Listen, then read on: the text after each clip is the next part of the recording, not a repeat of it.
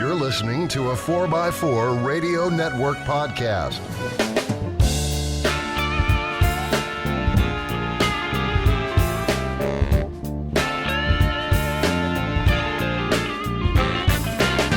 I don't know, but I looped it.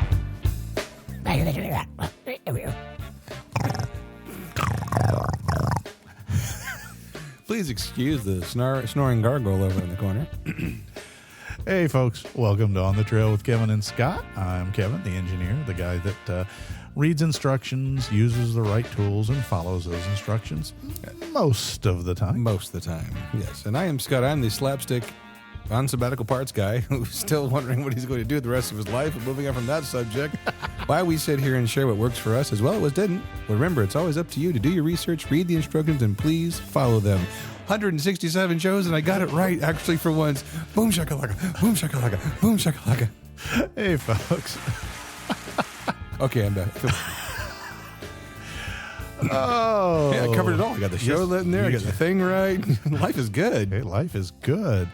We are back here at the new interim studio in small Nowheresville town. Well, no, not even a town, is it? No. Just look for the cow on the treadmill keeping the internet going off I-4. Yeah, we're They kinda, keep it moving.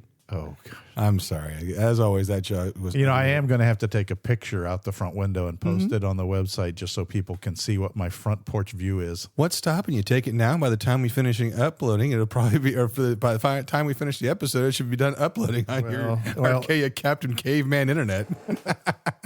Captain Caveman. He's actually doing it, guys. I'm actually really impressed. That's going to look one great... That's a good-looking picture for Potato. So... And this is why we're not friends anymore. I'm joking, guys. We're friends. So I hope everyone had a great couple of weekends. I got sunburnt on a boat next to a friend of mine's birthday. Happy birthday, JD. And with everything else going on, it's been a very eventful and / uneventful week these past couple of weeks since we heard to you last. I'm happy to report that my lift is still not installed. Sorry, William. Sorry, Mattson. But the good news is we'll have them on here we've already scheduled the recording date here, so life is going to be really good. We'll have them on the show. So if you have any questions about Metal Cloak Lifts, on the trail podcast at gmail.com, and we will gladly forward your questions to them. And see, I knew it. Kevin got already frustrated with the potato. Well, the new format on you know what book, and I'm going, where can I get? I want to get to our website, and it's. And it's, well, is it in groups? No, is it in other groups? No, I'll put it up as soon as I can. Yeah, give us a moment, guys. It's been really fun around here. Okay, I want to make sure I did hit record. I'm over here making jokes. I saw you did do something along the lines that you typically do. So, Well, I just want to kind of update a few things. Ed, one of our listeners, said he is in the process of putting a fuse in because he was pulling a lot of amps. I think it was almost he popped the 5 amp. If I read his e-message correctly, he popped the 5 amp, popped the 7 amp. So he's like, I guess he ended up drawing like almost 11 amps or 10 amps. So he's like, yeah, I'm going to go get into the motor and put the fuse in. Yeah, well, try it. I mean, better that than popping your control system, you know. Yeah, and seeing if the fire extinguisher works, because that's always a no bueno kind of day. But no, things have been kind of good on this. I'm going to go ahead and jump in with a little small micro tease if you're okay with that, Mr. Kevin. Sure, go right ahead. I'm trying to do the request that you so blithely threw out there on my behalf. It's kind of like walking up and tripping the nerd in the school, you know. Of course, I say that, and that's why I ended up not being able to play a violin with a missing pinky. Just remember, you asked me to help you put your lift kit on. I know. Hey, Madsen, what do you think if I put the rear bars on the front and the front bars on the top? I wouldn't know the difference. Every time I step on the brake, my turn signal comes on. What the heck did you do to my Jeep? Oh, that sounds like fun. Oh, damn it. I had to put that as mine. So anyways, guys, Kevin and I always talk about upcoming really cool stuff to talk about. And last time we recorded this show, things were already in the works. And I will say this, that Kevin and I always promise things, and we get to them. But we get to them, but I can tell you this right now, things are done, in motion, and are happening. So big changes coming up here soon. But with that, Kevin got the picture up. All right, guys. I'm getting there. I've got. I just saw it on a monitor. He'll get it there. So with that, I'm going to just say, things are actually done now. So with that, we're going to go ahead and bounce on into today's show. But again, we want to think about these past few episodes. We've had a lot of feedback, a lot of positive feedback, jumped a few spots up in the old podcasting minds. And again, thank you as always to our Patreons, to Mark over at Wrangler Fix, to everybody, because you guys really have been really great to us, and the response has been awesome. But this is a Jeep podcast, not a Thank the Listener podcast. So Kevin and I have been on the interwebs scouring different things and seeing different things come up and a whole lot of stuff. And I'm just going to dip my toe into the Rubicon subject real quickly, if that's okay, while Kevin's still Go right ahead.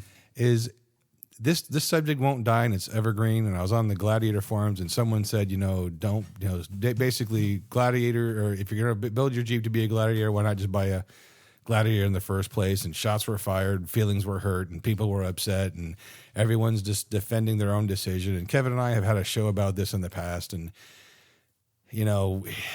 build what you want, guys and gals. It doesn't matter do what makes you happy. Now, do I own 2 Rubicons? Yes. If I had the chance to right now, I would probably get a Gladiator Sport with the max tow, because one, haven't really had a need for the super low range transfer case. And let's see, what does it say? See, there you go. See, awesome. So the picture's up now, guys. So I lost my train of thought. Anyways, it comes with the 410 axle ratios and the Rubicon axles, which have been plenty for all the wheeling I've done. And I would just add my own lockers. But again, do what's right for you. Don't let anybody bully you into what you feel is right or whatever. Again, wheel with what the budget allows. Enjoy it. It's a Jeep. You can make it your own, whether you throw everything away or you... I could be crass. You're going to break it sooner or later, so just enjoy it what you got it. Exactly. And the only other thing I have to say is that, everyone talks about, Rubicons are junk. Here's my little shot fired. Then how come their axles always fetch a more premium price than the Dana 30s and Dana 35s? Because remember, the JLs only come with 35s now that are flooded the market. You're not threatening me. I'm quite good. We had this discussion about 100 shows ago. 5 years ago. Yeah. 4 or 5 years ago. And we both agreed to disagree because it was never about the quality of the Rubicon that I have an axe to grind with. It had more to do with, if you're buying a Jeep to build, the Rubicon's probably throwing your money away, because if you're going to take everything off of it and put something else on it, why are you paying extra? If you're going to run it as they built it, then a Rubicon's a great idea. Yeah, just throw a lift and tires and you're on your way. Right. And heck, you don't even have to throw the lift on if you don't want to. And most of them will do it pretty good, particularly the later models that come stock with 35s. With 33s. They came, I thought. Nope. It's a common misconception. The JLs and the Gladiators will fit 35s without a lift. Oh, that's why they advertise it that way. I guess you can tell, folks, I'm still driving a TJ. Yeah, and I'm driving both.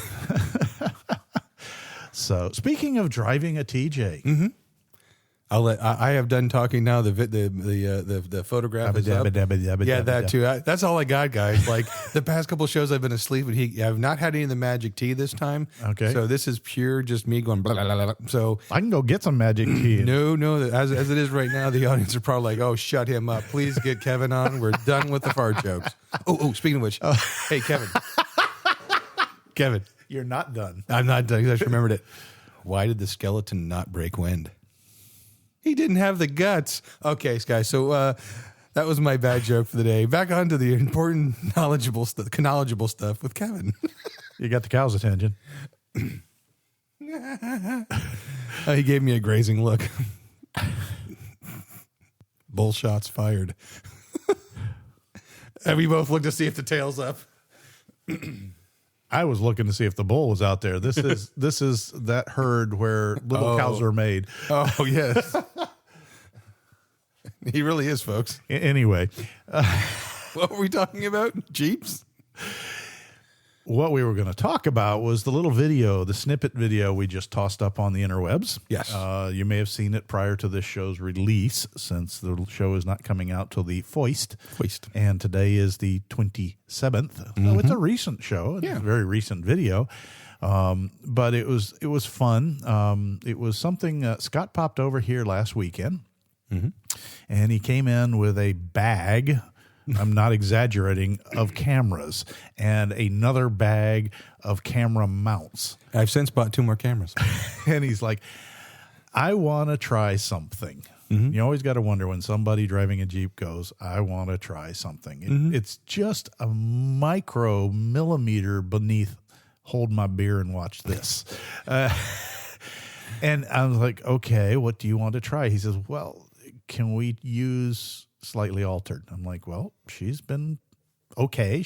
My daughter drove her for a week while her car was getting some work done, and that kind of stuff. So I knew that she was current and actually had fuel in her. Yeah. So yeah, and then he proceeds to festoon the Jeep. What? With cameras. Uncle Fester wasn't here. It was just me. Oh, that's a joke I make. Everyone says I should dress like Uncle Fester. Oh. So anyway, and then we went down to a little local, not even more than a blip, quarter-acre lot kind of a thing off the road, but it's got some pretty nice little ups and downs and whoops and puddles and just kind of a good test area. So if you watch the video, and I do encourage you to because it's a little bit fun, please don't comment on the location. It's a very nice spot near where my new home is that lets me go out and check flex and bounce, and most of the other local Jeepers have pointed that out to me, that it's kind of what they use it for. It's, as well as some other people use it for other things we won't talk about. Yeah, it's a classic don't be stupid. Yeah, don't be stupid spot. But what we did is we set up cameras under the Jeep. And really part of the testing was to check to see if these mounts and cameras actually would stay with the Jeep. And we'll get to that later. And they did. Barely. And one's still nursing a windburn. You got to always get to the end quick, don't you? And you'll see if you watch the video on our YouTube channel with, what is it, On the Trail with Kevin and Scott, and you'll see actually also the reference of the cows, which, the whole earlier thing. The whole experience was moving. By the way, the video is actually on the Facebook page. We didn't. I'm sorry, not YouTube. We'll probably put it to YouTube later, though. Okay, well that's fine. We'll do it on it's on Facebook. That's what I was trying to say. Words, yes, words. And we just ran around and played and saw how the Jeep would, not really the Jeep. I knew what the Jeep would do. I mean, it's just, the only reason I put it in 4-wheel drive was so that the belly cam facing forward would actually see the drive shaft turning. We found a puddle that was deep enough to show puddle dynamics without drowning the camera. Yeah. And so looking at the video, I know I'm going to comment, oh, you didn't go through the big hole. Well, no, I didn't, because I knew that one was going to sink the cameras. And at that point, I didn't know if they were going to come off. And if they came off in that muddy water that deep, they were gone. And they're Scott's cameras, not mine. Yeah, well, you did actually on the first video, the big hole to the right, we actually did go through. It's the giant one near the exit. Nope. Yeah, that was probably and another day, another time when I may come up with a safety wire for the cameras. So if they do get blown off, folks, the dynamics of water, something that weighs 8+ pounds per gallon, and you take a Jeep through and you hit that water, the best magnet mount may or may not take it, or it may fold the camera back up against the belly. We don't know. Yeah. So this was a trial, but we thought we'd share the trial with you. We pulled up all the cameras, we put them into Premiere, which is an Adobe product that I use for editing videos, and then sat down with Scott beside me, and he's trying to learn the function. He's actually a better editor than I by probably a factor of 10. Right. But I'm probably the better software operator. So much. I got a byline. I got the Adobe Premiere Pro, because I thought, they're kind of close. Yeah. This is what happens when a parts guy thinks. I mean, Adobe Premiere Pro is the penultimate, or one of the penultimate editing. But the problem with the penultimate, it's kind of like the lift from Metal Cloak. Every link is adjustable. That's fantastic, but it also means that every link must be adjusted. Yeah. And Scott's going, Premiere Pro has every option set up thing in the world, buttons, screens, sliders, gigas. And I'm sitting there looking at it going, we actually did manage to get something out of it. Yeah. But I'm used to my Elements, which I've had for years, which is the same essential engine, the rendering engine and that stuff, but a lot of pre-set up formats and a lot more user interface. And it's very quick. Yeah. And particularly if you follow our editing style that I've started using, which is based, believe it or not, off Walt Disney's work Yeah. in the multiplane camera, which is to set your videos up, sync them up, and then cut in and out as you go, as you need. And it works very quickly. And Scott goes, oh, stop here, back up, right there, cut it there. Okay, we're going to go to this video shot and this, and we don't clip and edit. And so, and long story short, including the terror times last week, loading with the FooBar with the software, my computer. But the actual editing probably took us 30 minutes, 40 minutes. Yeah. Now it's only a 4 or 5 minute video too. Right. So, but Well, it really streamlined the process. Another the way I like it too is like we have the 1832 Behringer XYZ 1832 soundboard. big fancy sound. Yeah, it's a huge soundboard that doesn't interface to itself. You got to attach it to a computer and do everything else. The problem is that's great. It's infinitely adjustable. And here we are on a Zoom P8 eventually that is turn on, slider up, and hit record because this is Insert memory chip. insert memory chip. The sound quality is great. Great audio drivers, just as good, as the Behringer Whatever. Xenic X1832. Got it. Okay. I was going to get it right. So, but again, this is much more easier. It's kind of like having a JL versus having a twin stick Atlas with a 6-speed. Yeah. Both are great, and the Atlases can do more, but it may take you longer to figure out how to do it. Yeah. And again, this is just what's kind of as Scott likes to say, we pull the curtain back a little bit about what it takes to produce both this show and the add-ons. And we're discussing doing some more because, as we've mentioned before, Scott really wants to move from Parts Guy back into his first love, which is music and then audiovisual production. Yeah, what I also went to college for and paid a lot of money for. But you paid for the bills by selling parts, throwing boxes across the counter. And being that close to, the, hey, send me your money guy, it's kind of like, I wouldn't mind working for you, get some of that money back. Yeah. Well, But I'll feed Goofy. I don't care. so and you guys are the beneficiary because as we experiment and teach and learn, we're going to produce the content for you guys.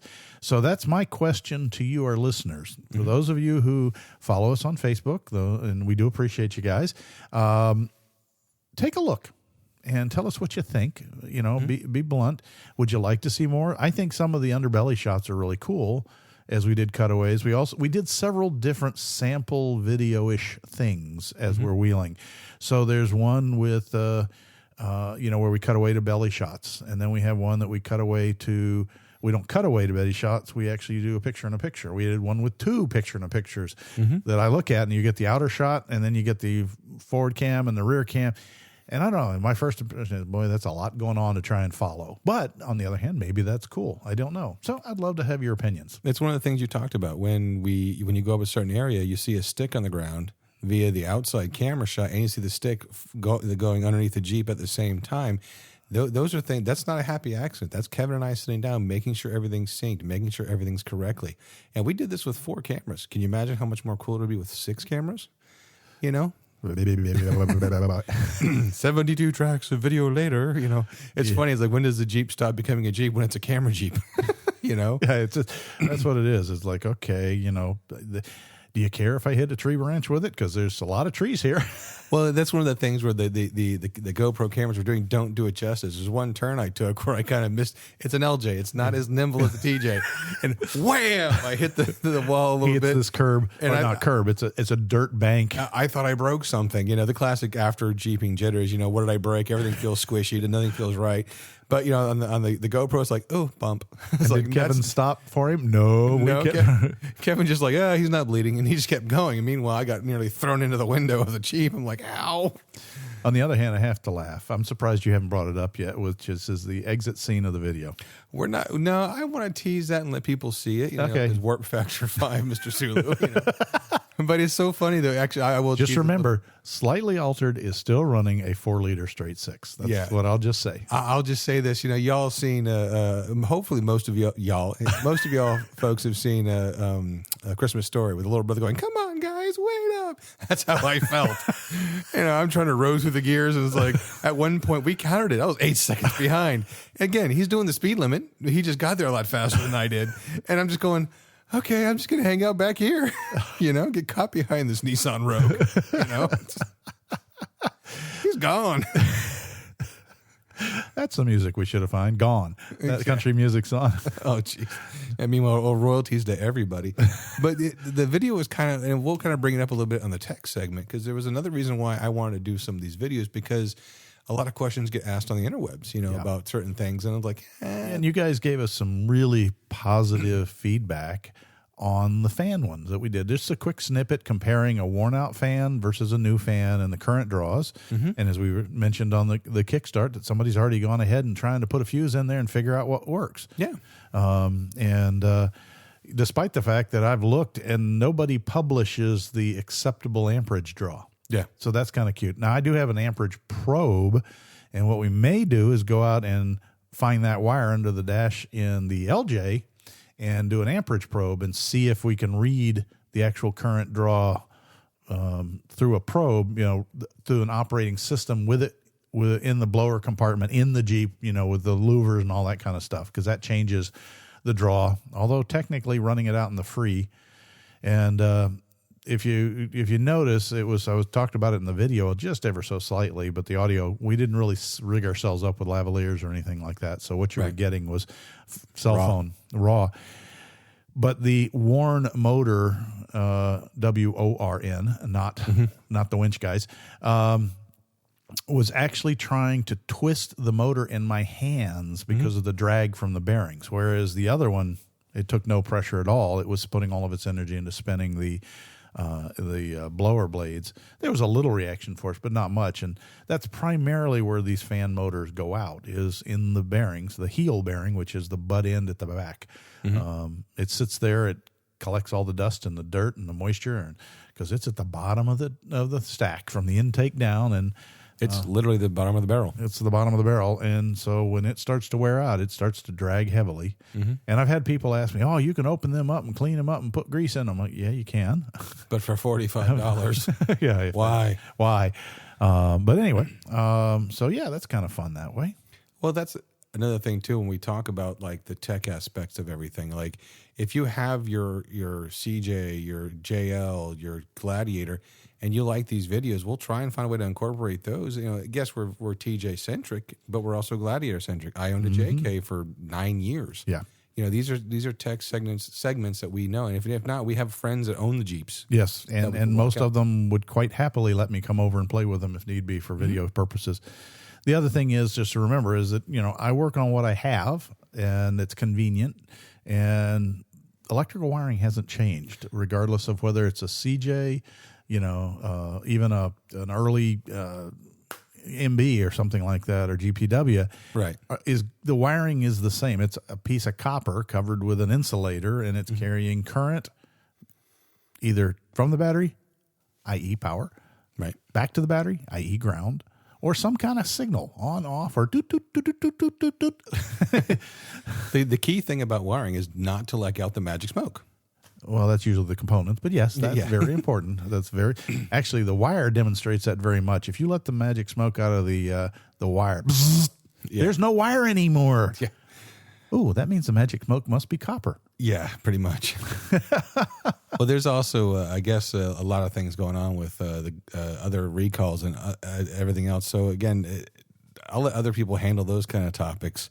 But it's interesting about how like the wiring and the stuff that we learn. Like when I asked Kevin about Hypoid gear oil today, I'm like, Kevin, what's the deal with Hypoid gear oil? He's like, well, it's practically the same. Yeah, they're really nowadays. That's one of those things that I look at him and I go, well, I'll give you a conditional. Yeah, they're pretty much all the same, but not really. Right. And the reason being, if it's in a bottle that's sold on the counter for a differential, it's a Hypoid oil. The Jeep in question that he was asking about was a very early model that a friend of his has that is marked on the gear case, Hypoid only oil. Okay.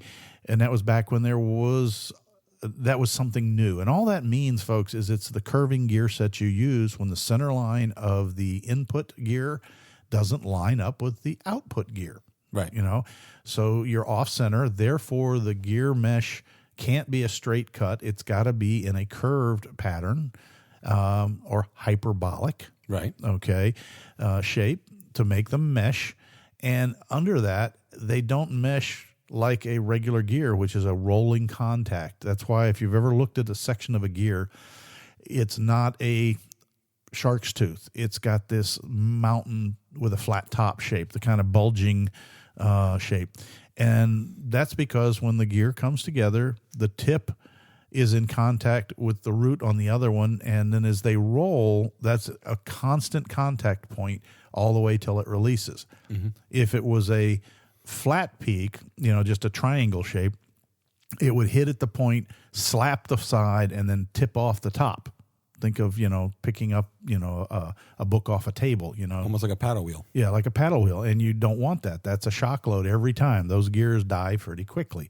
Right. So gears have that shape. Well, what do you do when you're on a curve? How do you make it shaped like a scimitar, And so what happens there is the teeth not only roll together, but they shear together.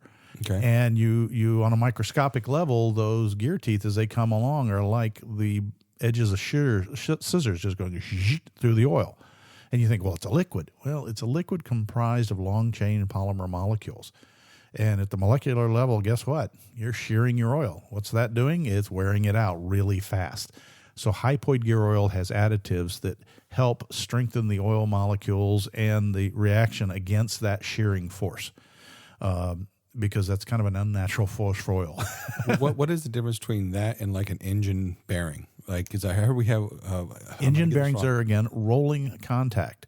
With a hydro the film was a technical term for like a hydro bearing or something like that, like our main bearings and crank bearings. I'm not sure.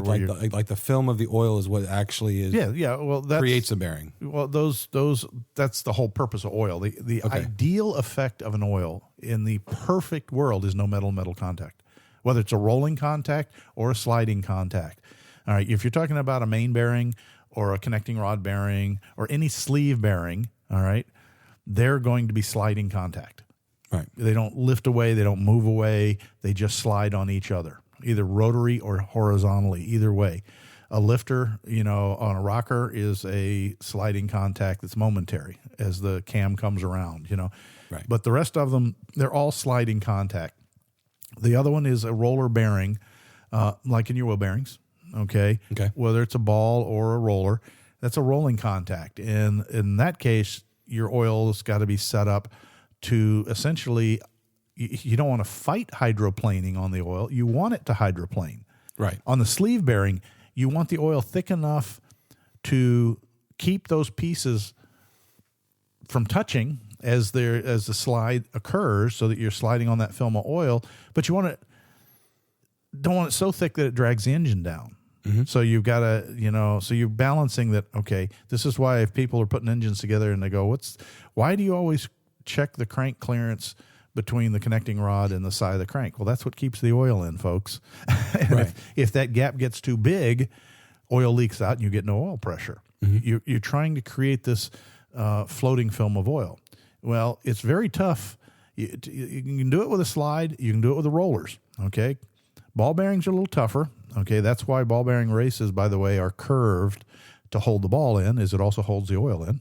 Right. So that when it's rolling, you actually want that ball in the ball bearing to hydroplane on that film of oil. If it's actually rolling on steel, it's not long for the world. Right. If you want the roller bearings that are in your rear differential assembly, you want those to hydroplane on the gear lube. Same thing for your outer wheel bearings and the greases. But in a hypoid, you're really in a rough environment there because you have a rolling contact, but you're sliding it at the same time. So imagine taking a tire, your front tires on a wet road. If you can get it to hydroplane, but you cut the wheel hard, what's that edge do? It tries to dig in. Mm-hmm. Okay. And it's the same thing with a hypoid gear. It tries to dig in through the oil, and the oil has to be strong enough to hold it back up without being sheared in two at the molecular level. And that's to those of you that are my petrochemists out there who are going, well, that's not exactly, I know it's not exactly how it works, but you try and explain this to the rest of the world without a petrochemical degree. It's some physics down at the deepest level. And so what's the point of this whole diatribe is that in the old days, that was a very, very special oil or even an additive you added because the regular oils, most cars either had straight spur gears or straight cut bevel gears or, hypoids were something different that came out, and this was in, they pre-existed, but as far as in mass production, it didn't come out until probably the mid 30s, maybe the 20s, but no, I think even in the 20s. You remember a lot of the old cars had chain drives down to the wheels, and that kind of thing, so they weren't worried about differentials in that kind of a sense. So we've got this situation that if you have an antique vehicle, let's just put it that way, and it says hypoid, most gear lubes that are sold for differentials are going to be a hypoid. Are the gears in, say, my Gladiator an actual hypoid gear? Yep. Okay. Because that's actually a word for the cut of the gear teeth. Okay. Okay, it's a hypoid because it's a hyperbolic shape of the gear tooth. So, So this is another reason why Kevin and I talk about, fluid is cheap, rebuilds are not, because as you work dirt, contaminants, and all that kind of stuff, it literally forms its own grinding paste, and therefore it eats itself alive. And when you're talking about bearing clearance of 2/1000ths, to 3/1000ths, your average grain of sand might be 5 or 6 thousandths. Yeah, it's dust to you and me, but in that bearing, it's a rolling boulder between the two bearing surfaces going. It's kind of like putting sand spurs between your thighs. Yeah. Oh, that's a painful thought. Well, I'm the same just way. saying. I mean, come on. Hey, speaking of painful thoughts, do you want to tip your tire into the garage for a little bit of a load segment? Sure. What do you want to talk about? I don't know. Hold on. We'll be right back.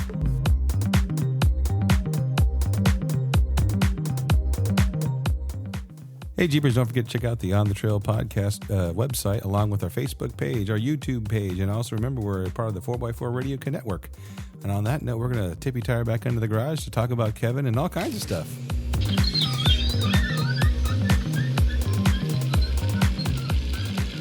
Hey, Kevin. So we basically had a secondary part to that video we shared because there was a little post about some people taking their Jeeps for a swim. Yep. And you made a very interesting comment about hot cases versus cold water. Yeah. So, well, folks, we've talked about this before, but make your case. We're going to go over it again, even with the puns. Yeah. Your differential gets warm. Yeah. It gets very warm. And in some cases, it even gets hot. Like you run it low on fluid or you don't change it frequently. They get very, very warm. It's like that meme with the differentials glowing. What does this check engine light mean? Yes. And then we go out and I don't know about you guys, but in Florida here, it precipitates prodigiously. Big word. It rains a lot. And fast. And places flood. And when they flood, it's very, very tempting. And people like to go play in the water. And I'm okay with that. I like to play in the water too. But if you have just driven there, 50 miles or even 30 miles, your transfer case, your transmission, your axles are pretty dang warm. Okay. Operating temperatures of those components can easily get in the 200 plus degree range without even breathing hard. And that's the problem. Now, you go out there and let's say you cut your grass, then you rake it by hand, and then you bag all the grass clippings, and it's 96 degrees out there, and you take a look over your shoulder, and you see your pool. And you're like, oh, God, that'd feel good. And so you run over and you dive headfirst into your pool. Now, what's your first reaction? Most people do one thing else. They suck in air. And that's fine. But guess what? Your Jeep's components do the same thing because they're full of hot air and hot oil.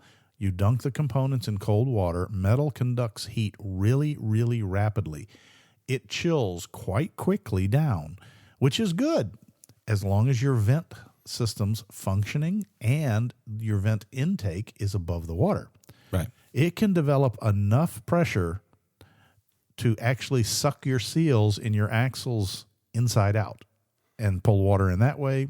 Or in a lot of cases, in a lot of vehicles, the axles are not vented, be it just at the axle. There's a little plastic cap there.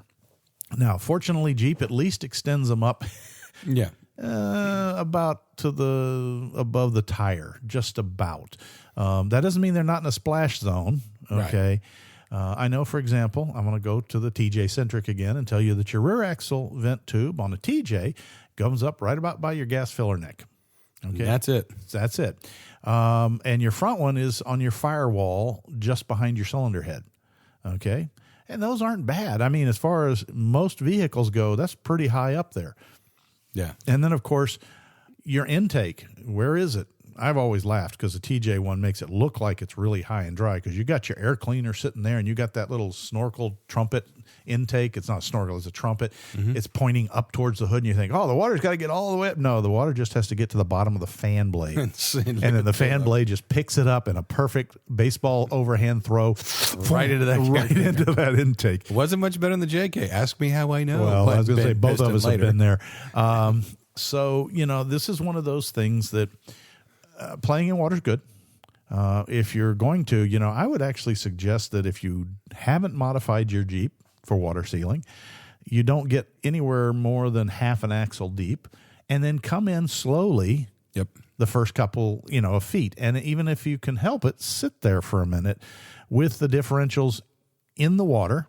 Okay. Not your hubs. This is going to be the little thing. If you can get half your axle in the water, your hubs, center line of your wheels are above water, and it will cool down and contract. And after a minute or two, go ahead on. And it sounds really weird, and everybody's like, why would you wait for that? But you're waiting and pulling air in while not being the intakes are above water. You really shouldn't. You should just extend those hoses. And I'm not even done with mine. I have not moved my rear vents back because the idea is there's an air pocket in the area where your filler neck is, but that's not a well-sealed pocket. Yeah. And as a friend of mine found out with his is the factory locations are really, really good as long as you're still moving. Yeah. It's when you get stuck in the deep puddle and she settles so that the passenger side is down so that you've got, 12 inches of water in your passenger seat floor pan. And, the mud lines above your tires, and the transmission didn't make it. And everybody says, well, where's the vent? Well, he had the 3-speed, the 32RL or RH or whatever it is. Sorry if I can't get it wrong there. And the vent port on the automatic transmission, 3 speeds, is inside the bell housing. So if you dunk and stay dunked, or even stay still for very long, the torque converter will bring all the water right up where the transmission can happily pull it in and turn your transmission internals to a wonderfully melted strawberry milkshake. And when the strawberry milkshake gets very melted, the transmission doesn't move anymore. And then your Jeep sinks in lower, and you have to have it towed out, and then it doesn't drive, and you have to have it towed home, and picking on upon the same theme, towed to a shop. Fortunately, he gave me a shout, and he goes, dealer wants $8,000 for this. And he says, Jeep's not worth $8,000. I said, well, I can make a suggestion. And I'm going to give a shout out here to Remco Transmissions, Inc., their Plant City branch. It's managed by a good friend of the show's, Jesse. And Jesse, I'll save your last name. Not that you really would care, but he is the floor manager there, or the manager, or whatever your job title is, Jess. But he was able to go in there and they pulled the transmission. They did it for a quarter of the cost of the dealer. Even though when they pulled it out, they found out that either the shock load or something had fractured the case. And could be the quenching. That could have been the quenching, but it actually broke off a chunk of the case. And rather than most places would have just thrown in the towel, this is what impressed me. They didn't throw in the towel. He said, well, the internals were good. It needed new clutches and bands, but it was generally in good shape. So they were able to go out and source a used transmission case and then rebuild onto that case all of the owner's components with the new necessary parts and put the Jeep back together, which is awesome. That, most places won't take that little extra step to save somebody some frustration and money. They say, oh, no, we got to put a new one. and or not that you can buy a 32, RH. And so shout out to Jesse. If you got your kind of transmission woes out there in Plant City, Florida, which is kind of between Orlando and Tampa. It's the strawberry capital of the Southeast. Well, didn't they say they also do shipping? Like people have like brought them transmissions. Oh yeah. And it's kind of neat because these guys are a true transmission shop. If you look, they've got their bays where they pull the rigs in, and then they've also got a separate rental section of the building that is an assembly shop. And that's where they do their actual teardowns, cleanups, rebuilds. And it's actually a clean room too. It's a clean room. They've got guys that do it, and there aren't a lot of those guys around that do it to that level, and they really do a great job. And plus, it's just a nice little group of. There's a couple other companies there that do servicing on automobiles and a lube shop and that kind of stuff, all in one little plaza, right behind a Tasty Freeze. It looks like a little ice cream cone, but they're down off of Redmond Parkway. If you're in the Tampa region and your transmission's acting up, so tell them that you heard about it on the podcast if you're out there. But they're good guys. Yeah, and they're actually friends of the show. We've known Jesse. We have a little small off-road group that Kevin and I belong to. And Jesse, he's one of the OGs. Yeah, from 2013, 2014. Yeah, he's one had a YJ that we did the 100-inch stretch out the back end, and welded up his spring perches back to his rear bumper to get the stretch. And he's been a friend of us before the show was a show. Yeah, and another reason why we posted that video is because if you look at the video, you'll see there's a couple spots where Kevin eased into the water, and you can see where the water actually comes up and hits the differential. And it was shallow water. It was not much more than a couple, just about right about where the tire meets the wheel. Yeah, so it's probably about 6 or 8 inches, between the rubber and the rim. And again, kind of one of those things that we're playing with, and not saying that we won't go out and find a deeper hole. Yeah, because you first. No problem there, Bucko. No problem. You got the snorkel. You first. I've got the snorkel, and you forget that I've already posted a video back from one of the hurricane years where I'm out there, and I got a video of slightly altered crossing. It's a road. You wouldn't know it's a road. You'd think I'm cruising down the river, but at a nice steady pace where the wheels disappear. Well, and that's another reason why we did bring up also too, because here in Florida, next to tourist season, we have hurricane season. Yeah, it's like it's tourist season, hurricane season, hot season, mosquito season, hotter season, cooler season, one day of winter. Yes, but the people want to go out there and help. They want to go out there and bomb through the water and have fun. Some people want to help people rescue their cars and do all these things. It's a yearly show. We kind of topic we cover, because be careful where you attach to these vehicles. You can cause damage. Someone can get hurt. Bombing through the water, you can push water into people's homes. Yes, there's a lot to think about. How deep is the water? Did the road underneath get washed out? So while it is fun, I mean, I did it in my YJ. I'll be the first to admit it. I did it, but at the same time too, I dodged a lot of bullets. Yeah. Well, the key here is just go informed and well planned. If you're going to go out and rescue cars off of flooded streets, that's wonderful. Like you said, Good Samaritan law only covers so far, but, in many cases, if it's not a lot of cars, you're taking money away from tow companies. If it's a friend of yours that asks for a tow, that's fine. But just remember that if they've been sitting in water, do the right thing. Don't just tow them out and tell them to try and crank it, because if their car has been underwater to a point that it's taken on water, they may still need a tow to get it to, someplace to drain the fluids and start it correctly. I mean, I can remember myself back when I worked at the base. Bayshore was notorious for flooding, and they were always towing out cars, and there was always hydrolocking.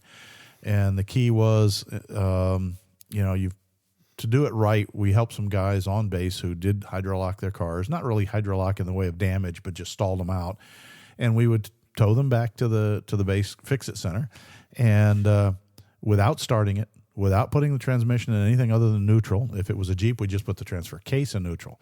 Then you go through and systematically drain all the fluids. And then as soon as you've drained everything and you put oils back in, we would put cheap oil in the engine, because then we'd stop and take all the plugs out.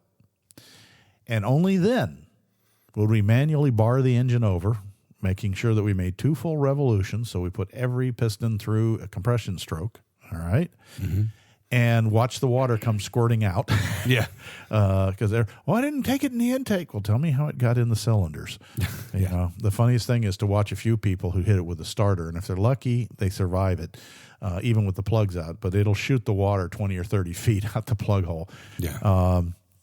So, you know, once we have confirmed a dried out combustion chamber, then we can reinsert the plugs, check the condition of the fuel that's coming up by disconnecting the fuel line, running the fuel pump. Is it straight water? I.e., it's nothing difficult, no chemistry here, folks. Just put it in a cheap glass, you know, or other clear thing that is gas. Plastics are kind of iffy to make sure they don't melt. Right. And then let it sit for 10 minutes, you know, while you go have yourself a beverage or something and come back. Is there any water at the bottom? Because water will settle and gas will float. If it's clean and clear, go ahead and try and start it. And you don't be surprised if it doesn't start because your electrical system has been soaked. But again, you can kind of work through it. In most cases, the newer electronics are pretty well sealed. Right. Now, if it's been immersed in salt water, Call State Farm. Yeah. No, it did. So We actually had that when I worked at the body shop. When we get big, huge rains, Yeah. you know, we'd have 7, 8 cars out there, and you can tell the condensation in the windshield. You knew what happened. yeah, you could, We actually had I can tell the story now, but when I first started the body shop, there was a Hyundai Velociraptor Rex. Yeah. So Velociter. And what was really cool, well, not really cool, is the guy hydrolocked his motor. Yep. Wink, wink. Okay. A lot of custom modifications done. So we started digging into the engine. You know, the insurance company approves a junkyard motor, so we get a junkyard motor. Well, my technician starts undoing all the fuel system. Yeah. Hand tight. Really? So we start, you know, curiosity gets the best of us. We start taking the head off because the insurance company walks up, you know, the air filter's got water in it. Click, click, click. It won't crank. You hydrolocked your motor. Okay, we'll get you a new one. Have a nice day. Because you had 6 cars there. Yeah. You know what I mean? Well, long story short, the owner came to check up on his car. And our technician looked at him and says, so what shot of nitrous you have in this? Oh, no. It had hydrolocked, you know. He goes, yeah, these cylinders were full of water. He's like, yeah, see, hydrolocked. They don't get that full of water, buddy. Oh, he had. How high was a shot of nitrous? 100 shot.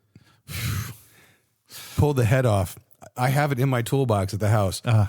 There were 17 pieces of pistons inside the crankcase, and I have 2 of them. And everyone would walk and go, is that a piston? I'm like, yeah. And they're like, what was that out of? 100 shot of nitrous out of a Hyundai Velociter. How did it survive? And you look at him and go, clearly it didn't. But so what he said the truth. He went home and he took a water hose out and towed the car home after all the rains. And he just took the garden hose into the intake hose and did that. I'm going, oh God. Don't tell me these things, people. Yep. I don't know the guy's name anymore, and this happened 6 years ago. I don't know. It is what it is. It was none of my business, but man, I'm like, dude, it's no. I don't want no part of that. But you know, but that's. Oh, by the way, you just made a comment, a statement about something that, folks, if you watch the video at the end of the video, no, the slightly altered does not have nitrous. Oh yeah, you'd think so. It's just so funny. 1 minute's TJ, next minute it's just the red hood. What happened? Don't blink. And what's cool is the entire soundtrack is with his engine, which is kind of funny because, you know, mine, you just hear the little hamster going. That's all I have left. But another thing we did want to talk about, which yes, I know about the tick. Yes, which I did forget. Speaking of, like, you know, romp racing and having a good time, Kevin shared a video with me.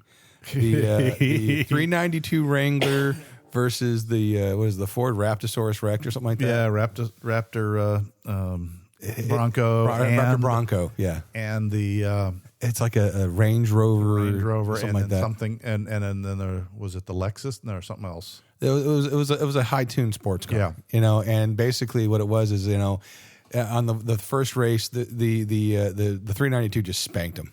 Yes, you know, Spank the oh, it was a Lamborghini or something like that. yeah, that was the car. The car, but the 392 just spanked it. You know, it was a BMW X SUV X3 or whatever. And the Wrangler just spanked. I'm like, yeah. Then they did another race, and it's like, Well, it was the Ford and the Jeep, and it walked the Ford. It walked the Ford, and then they did the BMW and the Land Rover, and the Land Rover won, but it was not what I would call. Yes, it was a clear victory. Please don't say other, but it was. They were in the same bracket window, you know, when they crossed the finish line. And the BMW was a third, but just barely. I mean, if the race had gone another 100 feet, the BMW would have taken the 392. Yeah. But the point is the fact that they're even in the same world class is impressive as all get out. Well, and then they raced all of them, and then the Wrangler got walked, you know, and it's like, yeah, but that BMW or the whatever, the Range Rover was like 8 times as much money, you know? Yes, but, you know, the funniest thing was... It was only like a couple car lengths. Yeah. That was it. And then when he ran it against the supercar, that was hilarious because had the race been a quarter mile or less, whatever, been an eighth of a mile, the Jeep would have won. Mm-hmm. He had the supercar the first half of the track just due to that down bottom grunt of the Jeep, the gearing.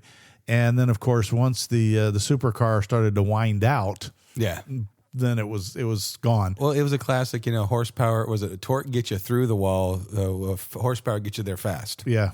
And that's pretty much what it was. And again, it was a fun video to watch. And I was like, man, that's cool. I don't care. The 392 won. Bronco. Sorry. Well, come on. No, I'm actually glad the Bronco's out. We've said this 1,000 times. It's good for Jeep. It's good for the whole off-roading community, even though it's still lost. But it's really, really good for it. I'm going to talk smack because eventually they're going to win something else. It's fine, you know. I know. They say, you know, we're going to put this thing off to the test. You know, yes, I can tell you right now, there's a good chance the Bronco's going to be a lot faster on rough roads, you know, than the 392. I admit that because that's IFS. Yeah. You know, IFS depends on how rough. Place. Yeah. There comes a point where IFS... You know they're going to flat blade that road before they send the Bronco over it. You know that. Come on. They didn't do it out in the Mojave when they tested it out there and they put it on its back. They used a stunt model. It's fine. The stand-in. Racetrack. None of that Bronco was left. It was all racing. Remember, it's on the trail with Kevin and Scott, not on the trail with Jeep. No, it's not. It's not Bronco bashing with Kevin and Scott. I know. I really am kidding. I actually do like them. Yeah, I think they're a very, very nice looking truck, and I love my Jeep though. You know, it's very nice, but it hasn't won me over. You know, in the old days, I might have considered a U100. If you know what I'm talking about. Oh, very much so. U100, which is the first Bronco, the little Broncos, over my TJ, had one come available. But at that time, the TJ was available with the amenities that I wanted. And so I have a TJ, and I'm happy with it. Yeah. Go ahead. He's got the smirk. No. I just want to sign it because we are getting close to needing to end the show. And I want to end on this thing because we've all seen the sticker, you know, my Jeep won a war, blah, blah, blah. Here's my taking in this.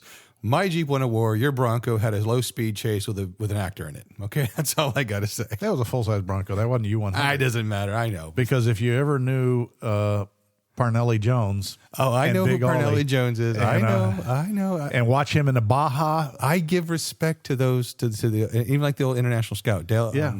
Dale Gartensberger, one of our good friends of the show. He actually, his the brother, I guess, passed away.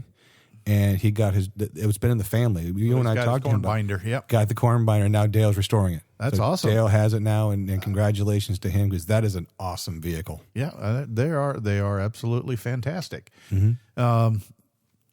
You know, at least Jeep did come through with that big V8. You know, just to say, okay, it can be done. Well, and then it reminded me of the Prowler. It can be done. Is it practical? No, but it can be done. Here's a question I have to ask you. Now, this is kind of like, again, last minute sprung, but not like anything crazy technical. They're talking about, like, you know, when are they going to put the 392 in the Gladiator, and who knows if they're going to do that. But, you know, it's more likely they're going to do the 4xe in the Gladiator. Mm-hmm. And someone made a comment about how, you know, that 4-cylinder with the turbocharged and the mild volt, you know, hybrid system that the 4xe is, will be more powerful than pretty much anything else out there, including the 392. And one guy even made the comment, just the turbocharged 4-cylinder would be faster than the Pentastar V6. And I can't. everything has its place, but I just don't know. Well, okay. What happens in these better statements, hypothetical betters, is nobody's working with a consistent playing field. What's important? Faster, stronger, bottom end torque, Yeah. launch, traction.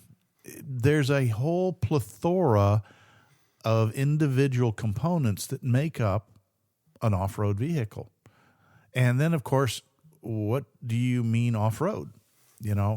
And a mud bogger wants one thing. A rock crawler wants another thing. A trail guy wants yet something different. Overlander wants something else. Overlander wants mileage. Yeah. Because you're going a long way between fuel chucks, But I want it all, man. yeah, well, and I get that, but that's not likely to happen. Except for the mud.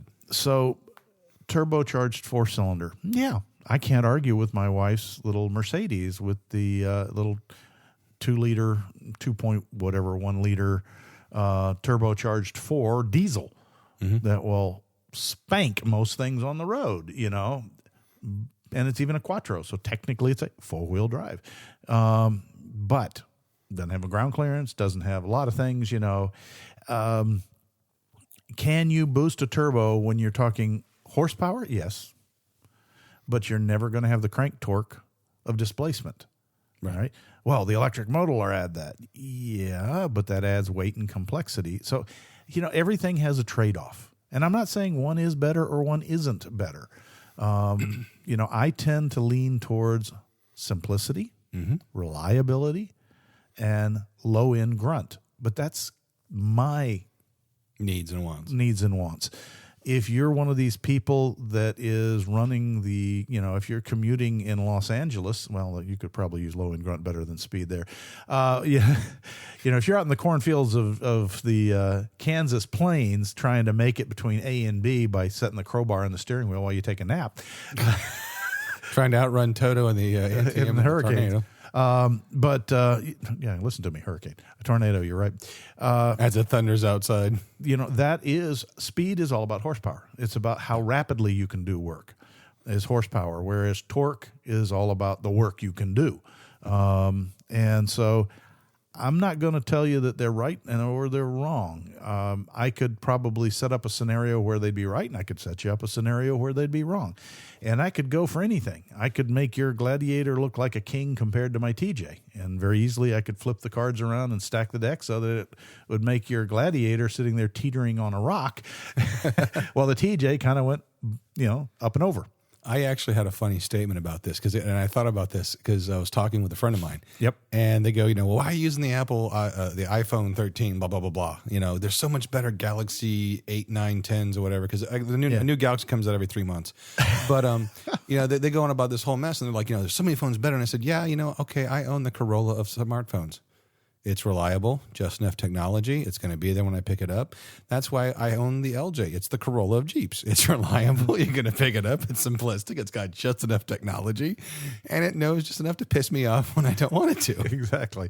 I'm kidding. I'm going to get hate mail on that one, but but it's true though, because the TJ to me, because when I was talking with Autumn, she said, why the Red Jeep? Why you have so much of a nicer Gladiator, and I said, well, they all have their pros and cons, the Gladiator is more comfortable. It's a creature mobile, no question about it. It's a creature mobile, and it doesn't have some of the off-road pedigree. Yeah, okay, it does have some off-road pedigree, but it also has a lot more technology that could be a deficit in right conditions and a positive in others. But like my TJ, yes, the air conditioning works in it. Really nice. The power steering in it works very nice.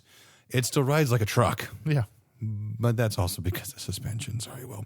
But, so everything considered, to me, that it's at the moment, that sweet spot pinnacle. I know the JK guys are going, nah, come on, man. We're 20 years old now, but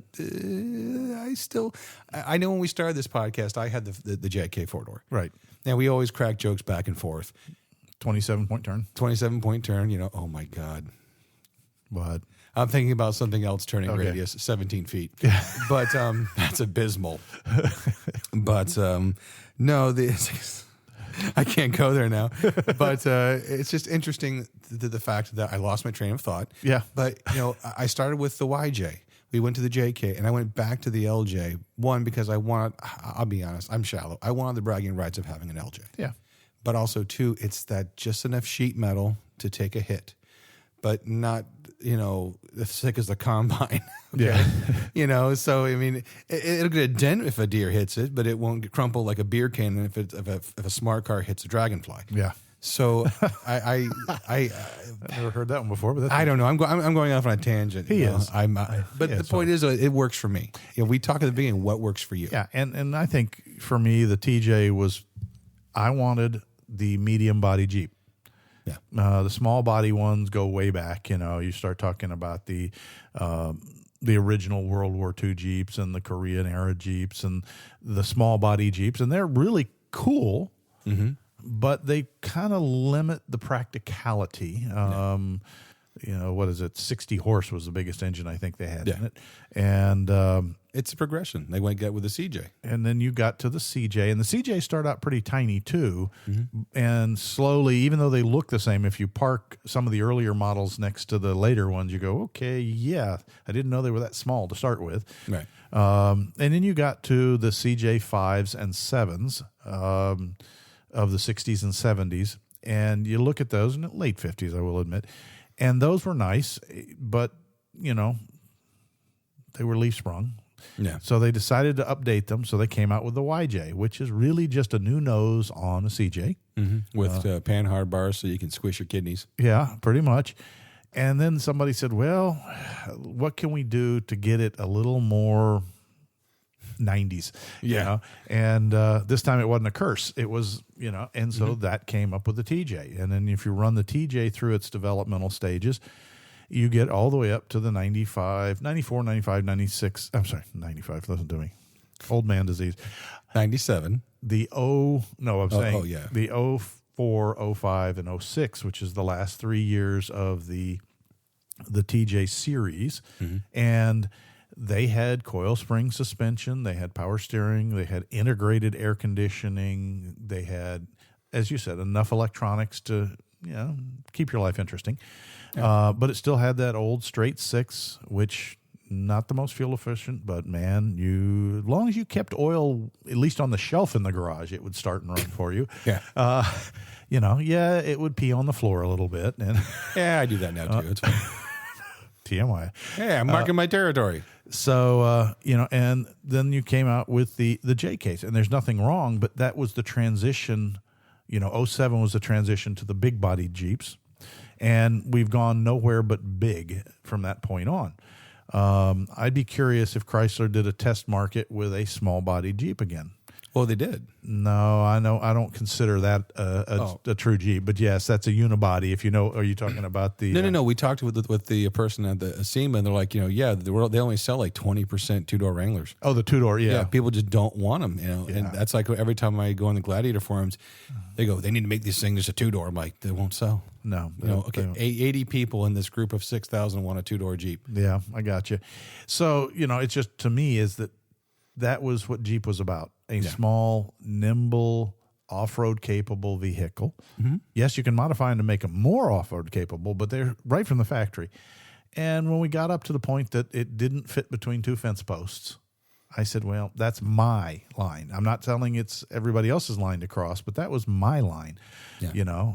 I've seen plenty of JKs that just take out the middle post and keep going. But it's funny. I'm sorry. Yeah, no, I'm just saying it's up to everybody, including each one of you that are listening to this. Is you got what you like, and that's what's important. And I'm not one to diss on what you have that's different from mine.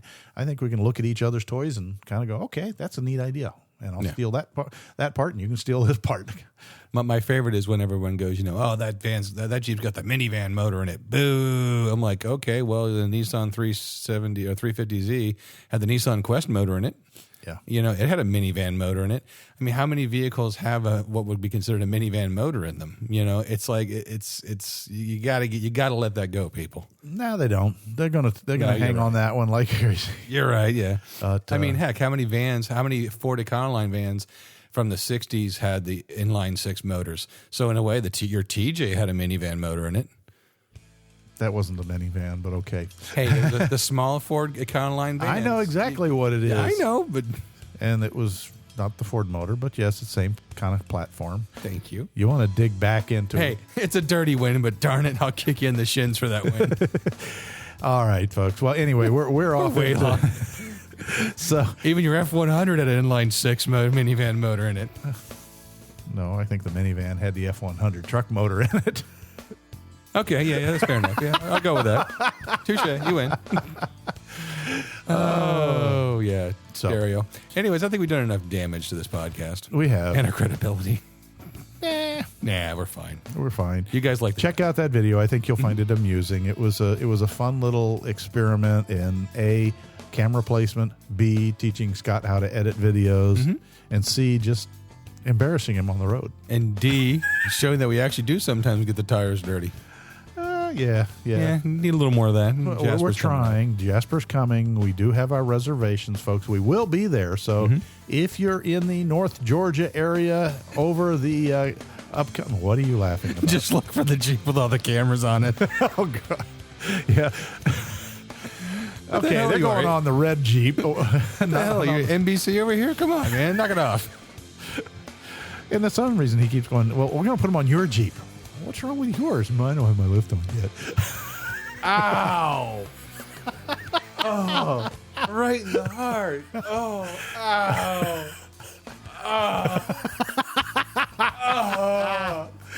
20 minutes of diatribe, one shot to the heart. It's over, folks. We can't get any better than that. So on that note, I think it's time to lock hubs, hit the trail, and put the Jeep in 4 low and cry in my Not soup. necessarily in that order.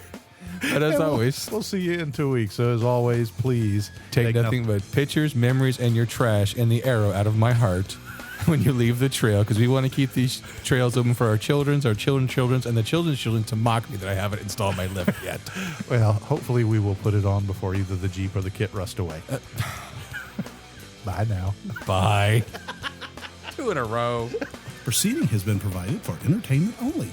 Proper service and repair procedures are vital to the safe, reliable operation of all motor vehicles, as well as personal safety of those performing those repairs. Standard safety procedures and precaution, including the use of safety goggles and proper tools and equipment, should be followed at all times to eliminate the possibility of personal injury or improper service which could damage the vehicle or compromise its safety. What he said. Thanks a lot for listening, guys. You guys have a great day. Bye.